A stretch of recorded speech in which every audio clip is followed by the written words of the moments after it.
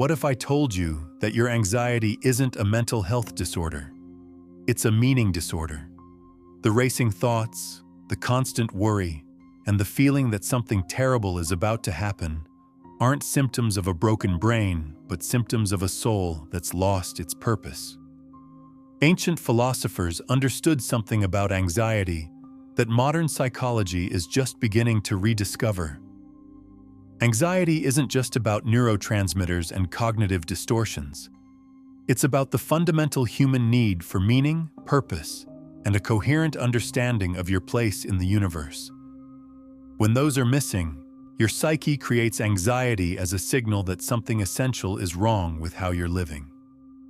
I'm going to show you why the ancient approach to anxiety is more effective than modern therapy alone, and give you an integrated framework that addresses both the psychological and philosophical roots of your worry. We're living through the most anxious period in human history. Despite having more comfort, safety, and opportunity than any generation before us, anxiety disorders affect over 40 million adults in America alone. Antidepressant prescriptions have tripled in the last 2 decades. Therapy waiting lists stretch for months, yet anxiety rates continue to climb. This paradox would not have surprised the ancient philosophers. They understood that external circumstances don't primarily cause anxiety. It's caused by how we interpret and relate to those circumstances. More importantly, they recognized that anxiety often emerges when we lack a coherent framework for understanding our purpose and place in the world. Consider the difference between ancient and modern life. Humans lived in small communities with clear social roles, shared belief systems, and predictable life paths for thousands of years. Your identity, purpose, and meaning were primarily given to you by your culture, family, and religion. You knew who you were, why you existed, and what was expected of you. Modern life has liberated us from many of these constraints, but it's also left us psychologically adrift. We have infinite choices, but no clear criteria for making them. We have unprecedented freedom, but no shared framework for understanding what that freedom is for. We have access to more information than ever, but less wisdom about living. This is what philosophers call the existential vacuum, a sense of meaninglessness that creates anxiety, depression, and a host of other psychological symptoms. The ancient philosophers understood that you can't treat these symptoms effectively without addressing their root cause, the human need for meaning and purpose. The philosophical roots of anxiety as an existential signal. The Stoic philosophers, particularly Epictetus and Marcus Aurelius, understood anxiety as fundamentally different from how we conceptualize it today. They saw it not as a disorder to be eliminated, but as a signal that something in your relationship with reality needs attention. The Stoic analysis of anxiety. Epictetus taught that anxiety emerges from 3 fundamental errors in thinking.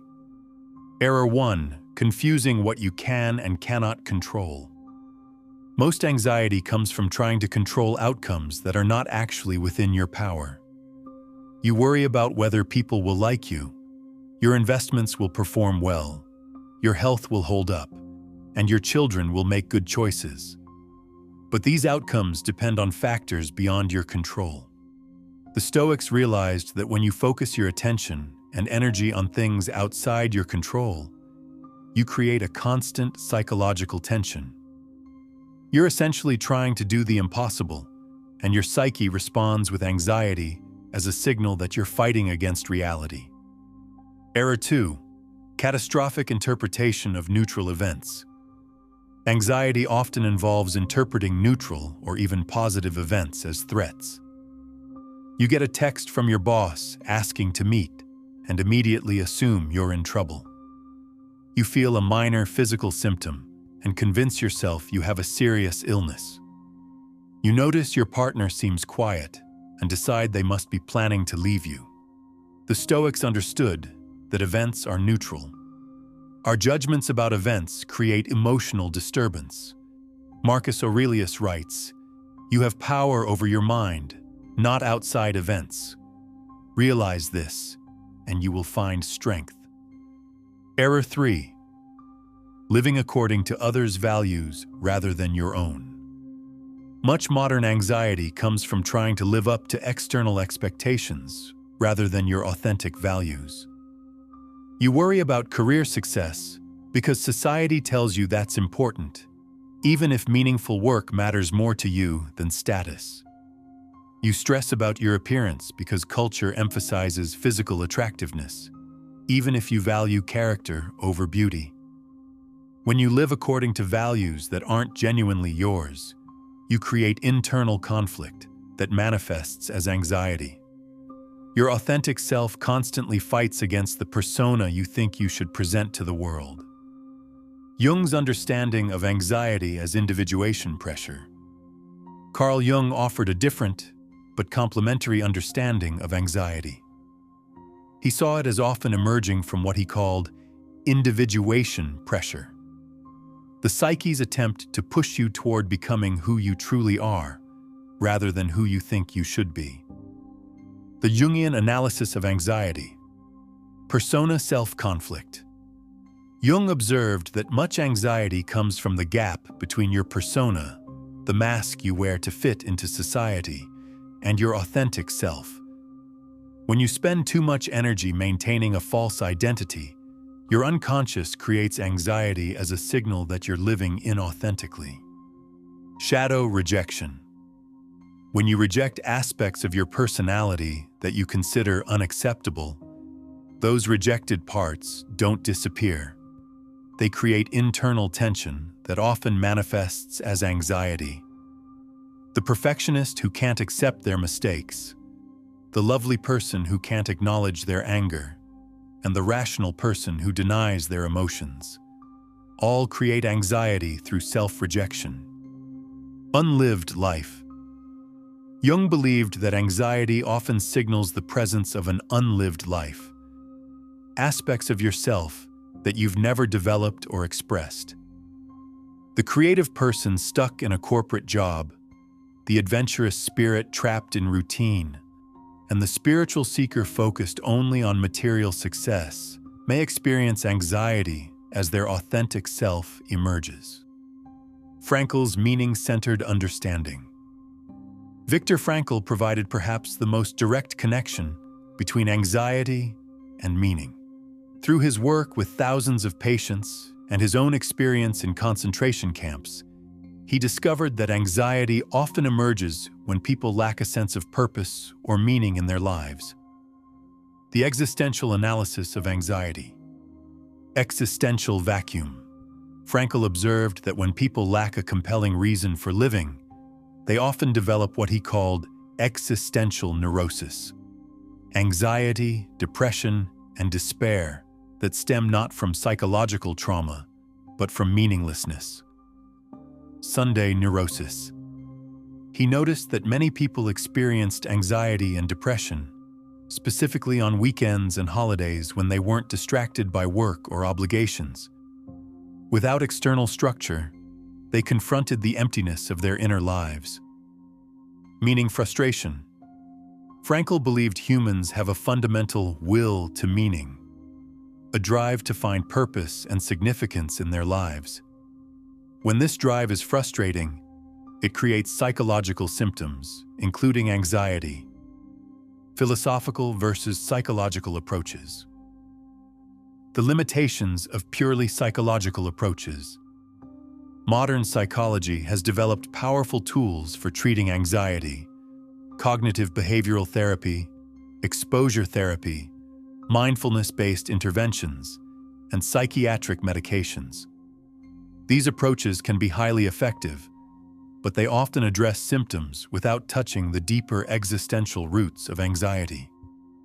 What psychology does well: identifies and changes distorted thought patterns, provides practical coping strategies, addresses trauma and conditioning, offers immediate symptom relief. What psychology often misses: The role of meaning and purpose in mental health. The importance of philosophical worldview. The connection between values and psychological well-being. The spiritual dimension of human experience. For example, CBT might help you identify that your anxiety about job interviews involves catastrophic thinking and teach you to challenge those thoughts. But it might not address whether you're pursuing work that aligns with your values and gives your life meaning. The philosophical approach to anxiety. The philosophical approach doesn't ignore the psychological aspects of anxiety, but places them in a larger context of meaning, purpose, and wisdom about how to live. The Stoic approach. Step 1. The dichotomy of control. Before addressing specific anxious thoughts, examine whether you're trying to control something outside your power. Create 2 lists: what I can control and what I cannot control. Focus your energy exclusively on the first list. Step 2. Judgment analysis. When you feel anxious, ask, what judgment am I making about this situation that's creating my anxiety? You'll often discover you're interpreting a neutral event as a catastrophe, or assuming you know outcomes you can't predict. Step 3. Value alignment. Examine whether your anxiety stems from trying to live according to values that aren't authentically yours. Are you worried about things that don't matter to you but should matter? The Jungian approach. Step 1. Shadow work. Identify what aspects of yourself you're rejecting or hiding. Often, anxiety decreases when you accept and integrate previously rejected parts of your personality. Step 2. Persona examination. Examine the gap between who you are and who you think you should be. Anxiety often decreases when you begin living more authentically. Step 3. Active imagination. Dialogue with your anxiety as if it were a person. Ask what it's trying to tell you, what it wants you to pay attention to, what changes it's pushing you toward. The Frankl approach.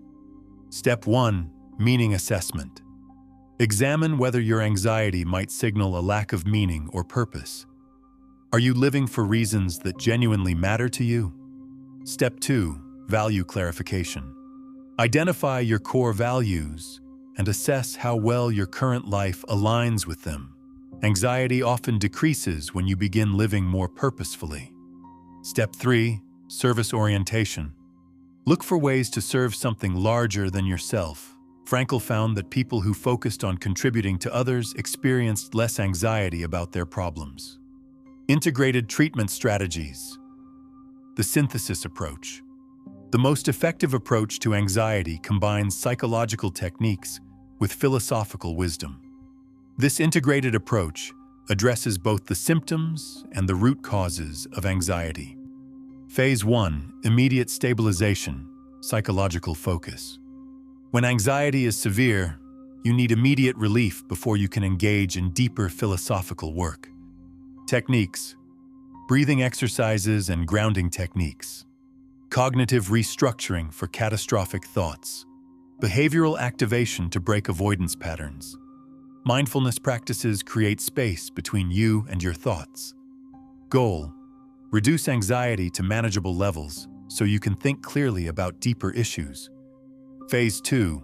Philosophical investigation. Meaning focus. Once anxiety is manageable, examine the existential dimensions of your worry. Questions to explore.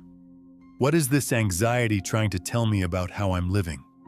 Am I trying to control things outside my power? Am I living according to my authentic values or external expectations? What aspects of myself am I rejecting that might need integration? How might my life lack meaning or purpose? Goal: understand the deeper messages your anxiety might contain about needed life changes. Phase 3. Integrated living, synthesis focus. Develop a way of living that addresses psychological and philosophical well-being aspects. Strategies: daily practices that combine psychological and philosophical elements. Regular meaning-making activities. Authentic self-expression. Service to others. Continuous learning and growth. Practical integration framework. Daily practice. The ancient modern anxiety protocol. Morning, 10 minutes. Stoic reflection, 3 minutes. Review what you can and cannot control today. Meaning check, 3 minutes. Connect today's activities to your larger purpose. Shadow acknowledgement, 2 minutes. Accept any difficult emotions or thoughts without judgment. Intention setting, 2 minutes. Choose how you want to respond to challenges. During anxiety episodes, immediate response. Use breathing or grounding techniques. Philosophical inquiry. Ask, what is this anxiety trying to tell me? Control assessment. Identify what aspects of the situation you can and cannot influence. Value alignment. Consider whether your worry relates to something that genuinely matters to you. Evening, 10 minutes. Reflection, 5 minutes. What did today's anxiety teach you about yourself? Gratitude, 3 minutes. Identify the meaning and purpose you experienced today. Planning, 2 minutes. How can tomorrow align better with your authentic values? Case studies, integrated approach in action. Case study 1, career anxiety. Sarah was experiencing severe anxiety about her corporate job. She felt trapped, but terrified to leave. Psychological approach. CBT helped her identify catastrophic thoughts about financial security and challenge unrealistic fears about career change. Philosophical approach. Stoic analysis revealed she was trying to control outcomes, job security, outside her power, while neglecting what she could control. Skill development, networking, financial planning. Jungian work showed her anxiety stemmed from living according to her parents' values, financial security, rather than her own, creative expression. Frankl's approach helped her recognize that her job lacked meaning, contributing to her anxiety. Integrated solution. Sarah developed a transition plan that honored her need for financial security and authentic values. She began creative projects while still employed, built financial reserves, and gradually transitioned to work that aligned with her purpose. Her anxiety decreased as she moved toward authentic living while addressing practical concerns. Case study 2, relationship anxiety. Mark experienced constant anxiety about his romantic relationships, always worried his partner would leave him. Psychological approach. Therapy addressed attachment patterns and cognitive distortions about relationships. Philosophical approach. Stoic work helped him recognize he was trying to control his partner's feelings and choices. Jungian analysis revealed he rejected his need for independence, projecting all his security needs onto his partner. Frankl's approach showed his anxiety decreased when he found meaning and purpose independent of his relationship status. Integrated solution. Mark developed secure attachment patterns while cultivating an independent sense of meaning and purpose. He learned to love without trying to control and to find security within himself rather than demanding it from others. Your Integrated Anxiety Transformation Challenge. Here's your practical framework for applying the integrated approach. Week 1, assessment and stabilization. Use psychological techniques to manage severe anxiety symptoms. Begin daily practice of the ancient modern anxiety protocol. Identify your primary anxiety triggers and patterns. Week 2, philosophical investigation. Examine what your anxiety might be telling you about needed life changes. Assess the alignment between your current life and your authentic values. Identify what you're trying to control that's outside your power. Week 3, shadow and meaning work. Explore what aspects of yourself you might be rejecting. Clarify your core values and life purpose. Look for ways to serve something larger than yourself.